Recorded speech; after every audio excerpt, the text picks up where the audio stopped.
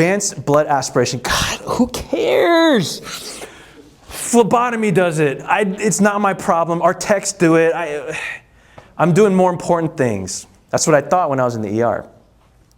And then I wasn't tracking how many times lab called me for hemolyzed samples because I never picked up the phone. So hemolysis versus cavitation, let's go over it, okay?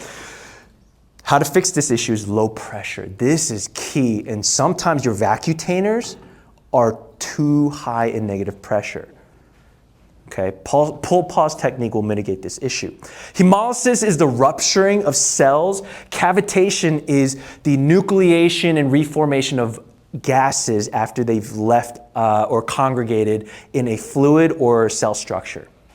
How many of you have pulled that syringe and saw bubbles coming out of it? It's leaking. That's what we say, right? It's leaking. If it was leaking, where was it leaking when you flushed? Where was the blood leaking? How come the blood isn't coming out of that catheter? It's not leaking, it's cavitation. We are causing that problem. Now, here's mechanism, please, for the love of the lab, read that when you go home and realize how much of that hemolyzed sample is our fault, okay?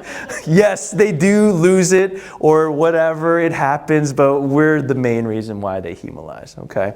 So, cavitation, here is the definition: rapid expansion and collapse of the veins. This is the step-by-step process of cavitation itself. The reason why I want you guys to see this is because I need you to know that this is an extreme expansion and collapse, okay? It's extreme and it's fast. So when we're doing this, like a lawnmower, that's why it's cavitating and hemolyzing. However, if we do it slow and gentle, with low speed and low pressure, pull, pause, we're going to reduce that expansion and collapse, causing that hemolysis.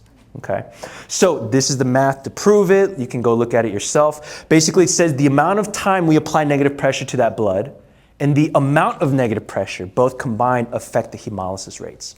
Okay, so when you're, come on, give me something.